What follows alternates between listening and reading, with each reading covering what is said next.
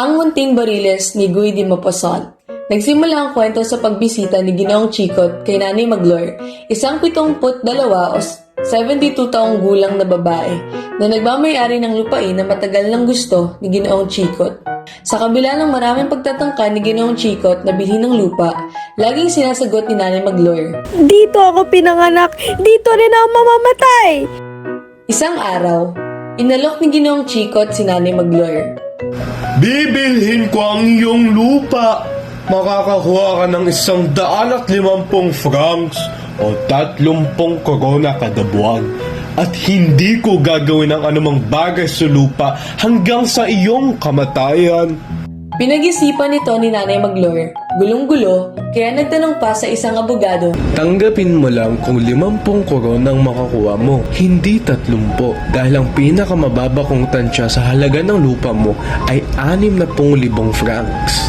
Matatalo ka kung sa loob ng 15 taon, makakakuha ka na lang ng 45,000 francs.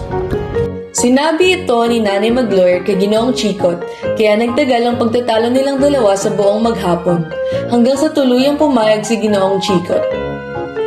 Lumipas ang 3 taon at hindi tumanda si Nanay Magloire ng isang araw.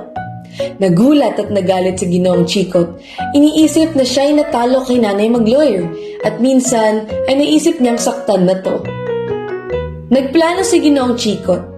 Isang araw, inanyayahan niya si Nanay Magloire sa kanyang bahay para sa hapunan. Doon, pinatikim niya ito ng masarap na inuming alak na sinabing mabuti para sa matanda. Unti-unti, binigyan ni Ginoong Chicot si Nanay Magloire ng mas maraming inumin. Hanggang sa nalulong siya, at sa huli, si Nanay Magloire ay nasawi.